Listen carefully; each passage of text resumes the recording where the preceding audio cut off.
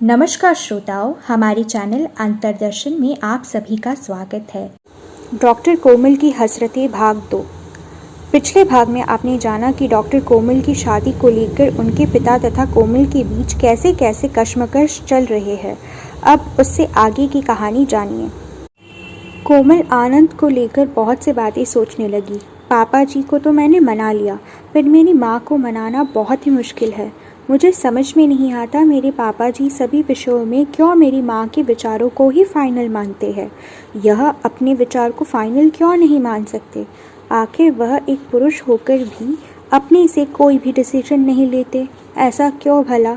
जैसे कि मेरा भाई दामोदर हमेशा अपने विचारों को ही प्राथमिकता देता है। ऐसा होना भी चाहिए। एक पुरुष में हमेशा अपने विचारों में प्रखरता के साथ साथ गुणवत्ता भी होना चाहिए। ऐसा थोड़ी होता है कि हर बात पर मेरी माँ की ही राय मान लिया जाए। ऐसा थोड़ी होता है कि मेरी माँ की राय के बिना एक कदम भी ना चल सके। इस विषय में मैं तो यही देखती हूँ कि उनमें कुछ न कुछ कमी है। कभी तो किसी विषय पर अपनी दृढ़ता के साथ राय लेना चाहिए। देखती हूँ इस बार क्या करते हैं वह, क्योंकि अब तो पानी सिर के ऊपर से बह रहा है। अब तो उन्हें खुद से ही डिसीजन लेना होगा। 2-3 दिन गुजर गए। फिर एक दिन राजकिशोर जी आनंद के पिता हजारी लाल जी को फ़ोन करते हुए कहते हैं, उधर से। हजारी लाल जी कहने लगे, जी आप कौन कह रहे हैं? जवाब में राजकिशोर जी कहने लगे, मैं डॉक्टर कोमल का पिता, बनारस वाले। जवाब में हजारी लाल जी कहने लगे, अच्छा जी, नमस्ते। कहिए जी, आपने इतने दिनों पश्चात कैसे याद किया? ऐसे तो नहीं कि आपने गलत नंबर पर फ़ोन किया हो? जवाब में राजकिशोर जी बड़े ही नाटकीय लहजे से कहने लगे, नहीं जी, मुझे क्षमा दीजिएगा। मुझे तो लगता है कि मैंने एकदम ठीक जगह पर फ़ोन किया है। आप मुझे माफ़ कीजिएगा। आप डॉक्टर आनंद के पिता हजारी लाल जी ही बात कर रहे हैं ना? ऐसे में हजारी लाल जी दुविधा में पड़ गए।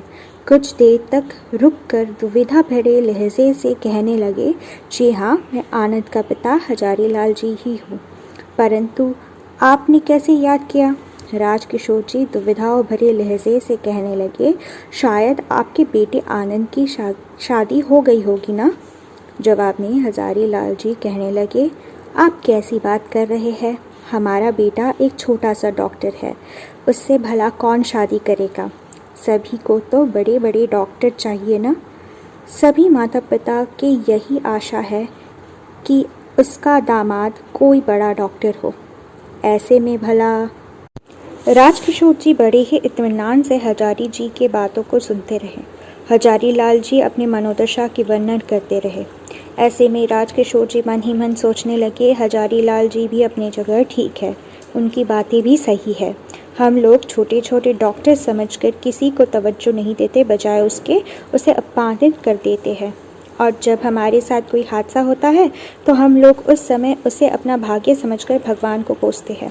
पर भगवान हमें बहुत कुछ समझाने को बहुत से मौके देते हैं, पर हम लोग हैं कि अपने अहंकार के तहत विषय को ना समझकर झूठा बहाना कर देते हैं कि हमारी गलती तो थी ही नहीं। राजकिशोर जी विनम्रता के साथ कहने लगे, आपकी सारी शिकायतें जायज़ है। कहीं ना कहीं हम लोग बहुत सी गलतियां करते हैं, पर ना समझने के कारण हमें उसका एहसास नहीं होता। परंतु जैसे जैसे समय बीतता जाता है तो हमें अपनी गलतियों पर पछताना पड़ता है। तब हमें एहसास होता है कि कहीं ना कहीं हमने अपने बीते दिनों में भी गलतियां की होगी, तभी हमारे ऐसे दशा होंगे आज। खैर, अब मैं आपसे कुछ अपने दिल की बात कहना चाहता हूँ कि अगर आप धैर्यपूर्वक सुनेंगे तो बड़ी मेहरबानी होगी। जवाब में हजारी लाल जी कहने लगे, जी कहिए, आपकी जो भी गिले शिकवे हैं बिना दुविधा के कह दीजिए। तभी राजकिशोर जी अपनी बेटी कोमल की शादी आनंद से करवाने की अनुरोध करते हुए कहने लगे, अगर आपको किसी प्रकार की ऐतराज़ न हो तो हम लोग आगे बढ़ सकते हैं। जवाब में हजारी लाल जी कहने लगे, हमने तो कब से आपकी बेटी को अपनी बहू के रूप में स्वीकार करने की बात कही थी, परंतु आपने ही इनकार किया था ना। अब इतने दिनों के पश्चात आप कह रहे हैं तो मेरी तरफ से तो कोई ऐतराज़ की बात नहीं है, पर हमें बेटे आनंद से एक बार बात करनी होगी कि वह इस विषय में क्या सोचता है, कितनी दिलो दिमाग से स्वीकार करेगा इस रिश्ते को। हमें इस विषय में वक्त चाहिए। ऐसे 2 दिन के बाद हम आपको बताएंगे। हरीलाल जी अपनी पत्नी से इस विषय पर बात करने पर आनंद की माँ अनुसुईया देवी कहने लगी, हमने तो पहले ही उन्हें कह दिया था, पर कोमल के माता पिता ने ही तो बेटी को किसी बड़े डॉक्टर से शादी करवाने चाहते थे, इसी कारण उन्होंने तो रिश्ता तोड़ दिया था। ऐसे में अब उन्हें अचानक हमारी याद कैसे आ गई? इतने लंबे समय तक तो उन्होंने हमसे संपर्क भी नहीं किया। ऐसे में इतने दिनों के बाद इस विषय में आनंद से बिना पूछे हम लोग कोई राय नहीं कर सकते। क्या पता आनंद इस रिश्ते को हाँ करेगा या न हाँ। वैसे तो उसने भी एमडी करने की बहुत कोशिश की, परंतु ऐसे फालतू के सब्जेक्ट में पीजी करने से उसका मन नहीं है। यही कारण है कि उसे देरी हो रही है। और एमडी करना मतलब बहुत बड़ी बात है। लोगों को एमडी के नीचे कुछ नज़र ही नहीं आता आजकल, जबकि ऐसे बहुत से सब्जेक्ट हैं जिसका कोई मतलब ही नहीं, पर फिर भी लोग उन्हें एमडी कहते हैं। हमारी बेटी तो एमडी है, आपका बेटा एमडी है ना? हजारीलाल जी अफसोस जताते हुए कहते हैं, यही तो हमारे मनुष्य समाज का विडंबना है। तुमने देखा नहीं कि जवाब पलटू के माँ का पेट फूल गया था तो एमडी वाले बड़े डॉक्टर ने कहा था कि पलटू के माँ को बड़े अस्पताल में भर्ती करना होगा। अगर प्राइवेट अस्पताल में ऑपरेशन करवाते तो लगभग 1 से 1.5 लाख रुपए तक खर्च हो ही जाते लगभग। वहीं पर 7 दिन तक अस्पताल में रहना होगा। सभी कुछ मिलाकर इतना तो खर्च आएगा। वहीं पर डॉक्टर विवेक, जो केवल एक एमबीबीएस डॉक्टर थे, लगभग 60 सालों से प्रैक्टिस कर रहे थे।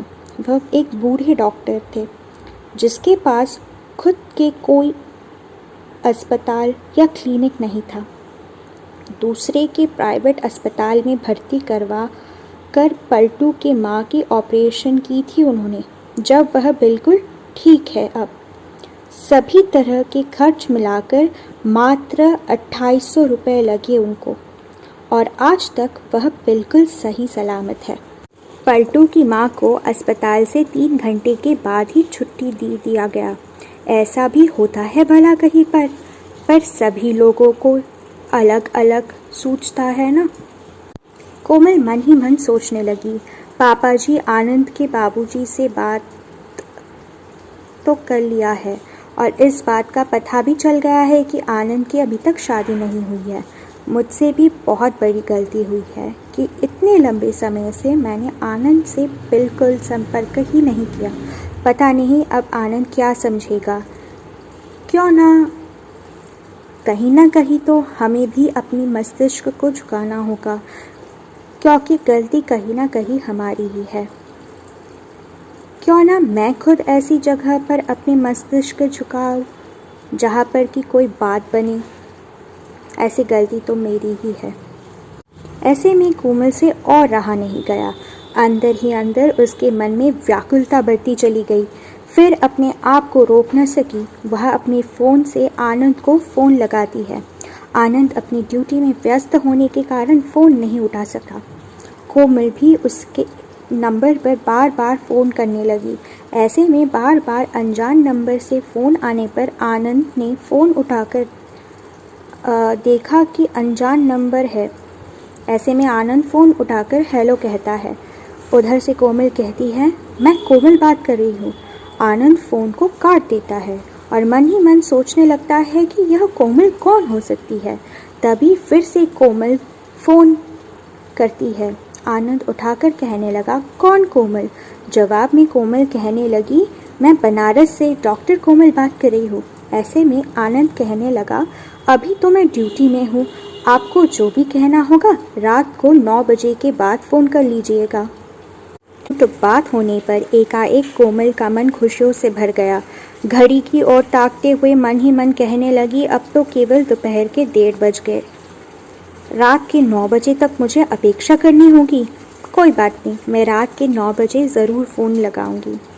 आनंद से 2 टुक बात तथा उसके पापा जी के आनंद के पापा जी के साथ बात होने पर अंदर ही अंदर कोमल प्रफुल्लित होने लगी, जो उसके खिले खिले से चेहरे पर भी दिखने लगा। ऐसे में अपने आप को रोक न सकी और खुशी से झूमने लगी। इतने में माँ अरुणा देवी की नज़र पड़ने पर एकाएक कहने लगी, क्या बात है, आज तो तू बड़ी ही खुश दिखाई दे रही है। कोमल मन ही मन सोचने लगी, माँ को कहना तो पहले ही माँ खफा हो जाएगी, फिर भी बताना तो होगा, चाहे अब कहे या बाद में। माँ को पूरा खबर पता होने पर घर में एक बार के लिए तो तहलका मचा देगी। यूँ कह सकते हैं कि मानो भूचाल ही आ जाए।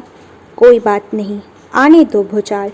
अगर हमेशा ही माँ के भरोसे मैं रहूँगी तो कोई भी काम नहीं होगा, क्योंकि उन्हें तो दिन दुनिया के बारे में पता नहीं। सारे झमेले पापा जी के ऊपर ही छोड़ देती है वह। उन्हें तो केवल कमेंट पर ध्यान देना है, चाहे उसका रिजल्ट सही हो या गलत। पापा जी ठीक ही कहते हैं। अगर दामोदर भैया अपनी शादी को लेकर जिद ना करते तो अब तक दामोदर भैया और कल्याणी भाभी को अपनी शादी करने के लिए या तो इंतज़ार करना पड़ता या तो कल्याणी भाभी के माता पिता उनकी शादी दूसरी जगह करवा देते। मैं तो हमेशा तुरंत फ़ायदा चाहिए, जो कभी संभव नहीं है।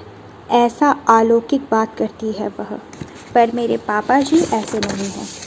वह हमेशा हर विषयों पर गहराई से विचार करते हैं, परंतु माँ अक्सर उनके विचारों पर पानी डाल देती है। इस कारण कभी हमें कामयाबी ही नहीं मिलती। बातों ही बातों में बड़े ही नाटकीय ढंग से कोमल कहती है, मैंने आज आनंद से बात की। मैंने कह दिया कि मैं आनंद से ही शादी करूंगी तो आनंद राज़ी हो गया। इतना कहने पर ही अरुणा देवी एकदम से आग बबूला हो गई और कहने लगी, आनंद, वह लड़का जो रशिया से डॉक्टर की पढ़ाई करके आया था, हमने तो उसे मना कर दिया था। उसका इतना बड़ा साहस कि तुझे फ़ोन किया।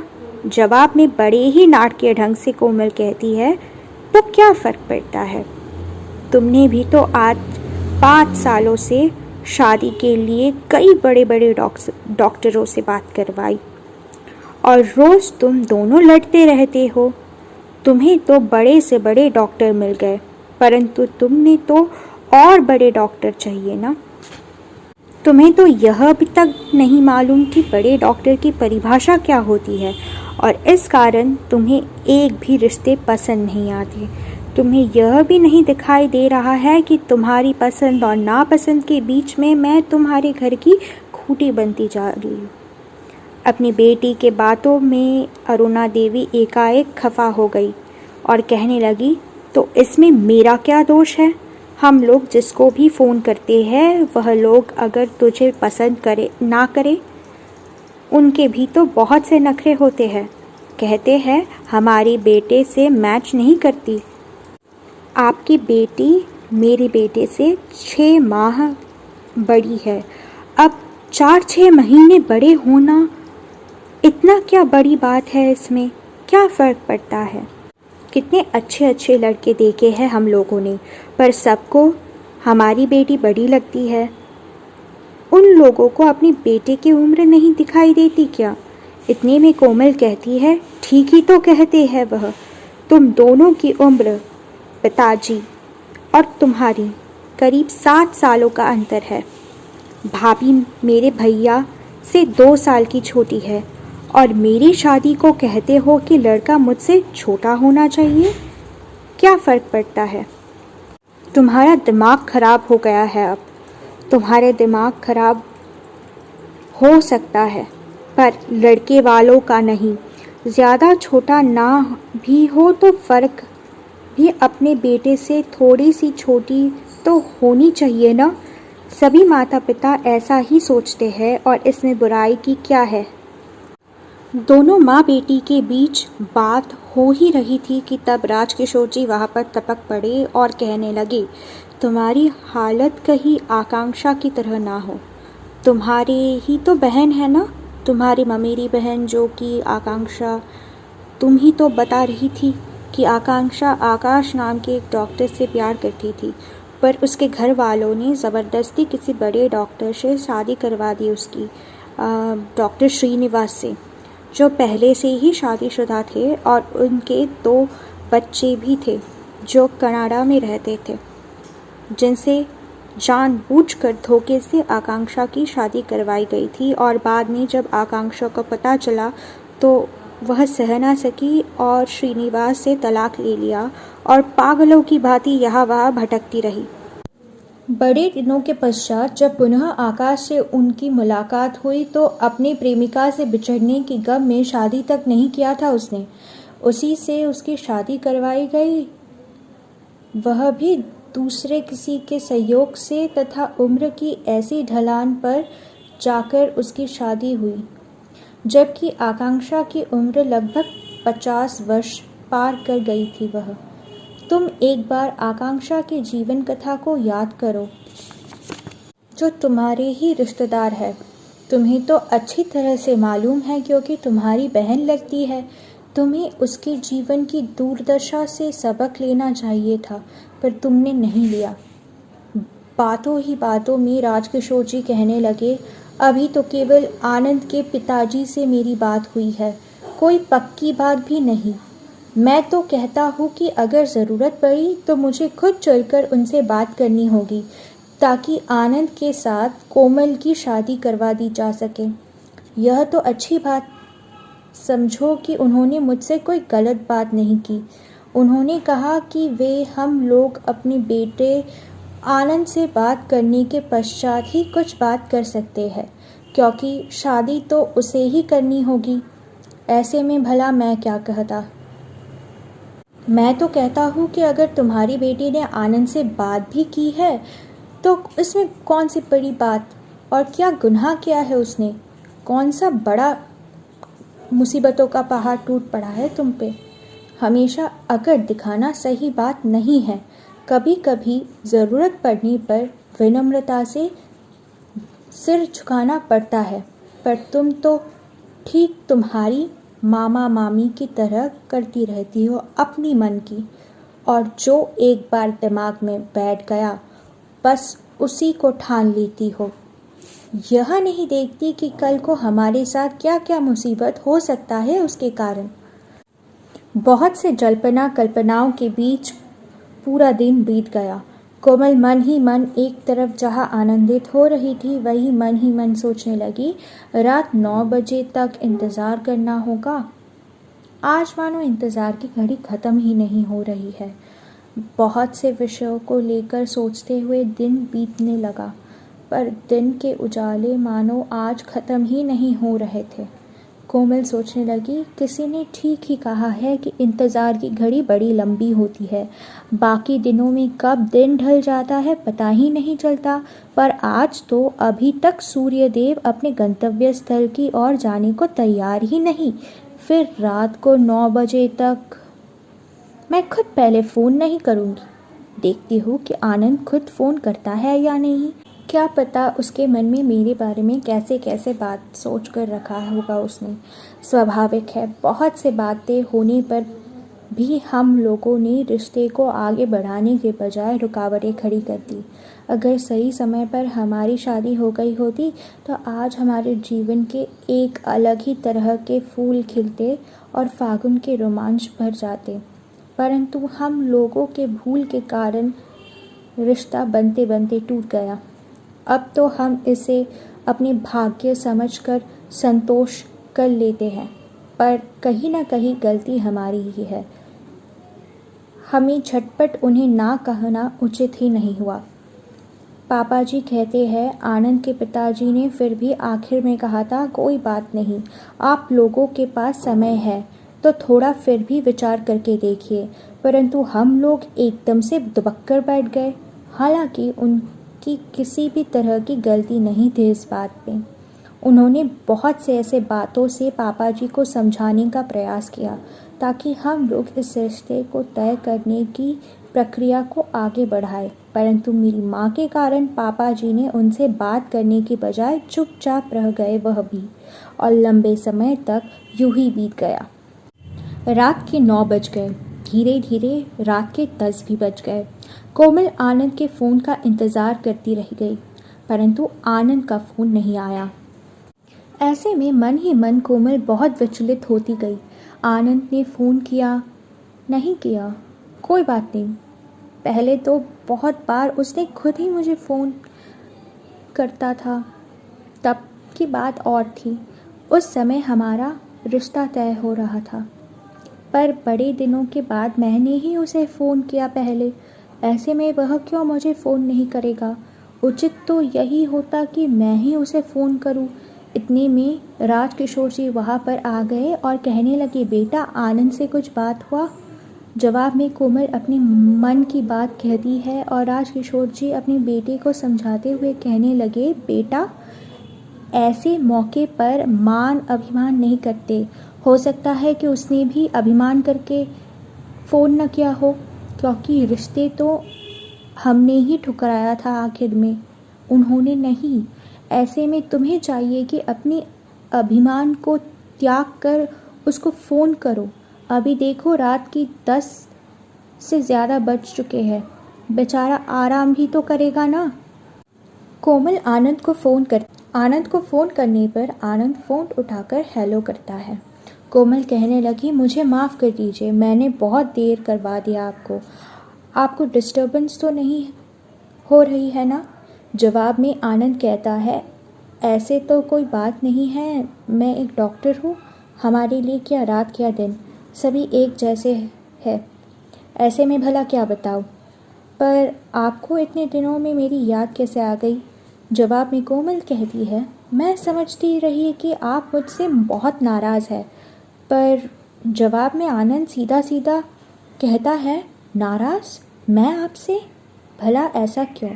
नाराज़ तो लोग अपनों से होते हैं, और आपके और मेरे बीच में तो ऐसा कोई भी रिश्ता नहीं। मैं नाराज़ हूँ तो केवल अपने आप से। नाराज़ तो लोग अपनों पर होते हैं। क्योंकि मैं, कहते हुए अचानक आनंद रुक गया। कुछ देर बाद फिर से कहने लगा, खैर रहने दीजिए यह सब बातें। कहने पर से सारे समस्याओं का समाधान तो नहीं हो सकता। आप ही बताइए, आप हम जैसे नालायक को कैसे याद कर सकती है? तभी कोमल कहने लगी, आप इस तरह की बातें न कीजिए। कहते हुए कोमल भावुक हो जाती है। ऐसे में कुछ देर रुकने के बाद कोमल कहने लगी, मैं घुमा फिराकर कोई बात नहीं कर सकती। ऐसे में मैं सीधे तौर पर यह कहना चाहती हूँ कि आप अपनी बारात लेकर हमारे घर में आ जाइए। मैं आपका इंतज़ार करूँगी।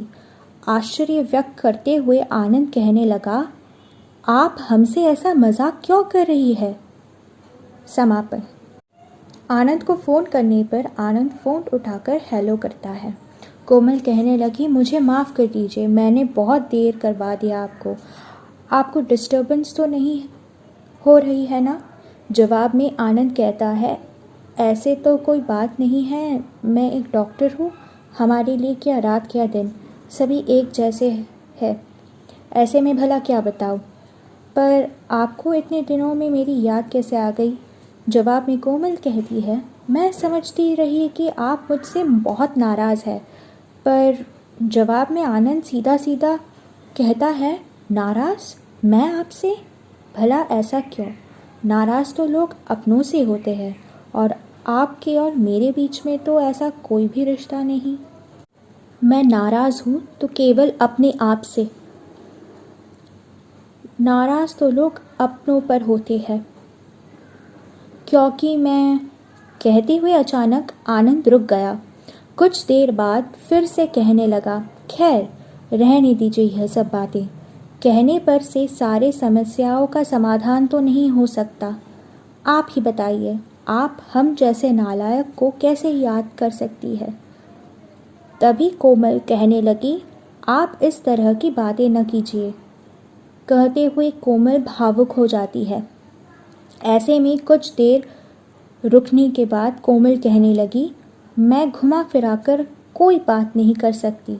ऐसे में मैं सीधे तौर पर यह कहना चाहती हूँ कि आप अपनी बारात लेकर हमारे घर में आ जाइए।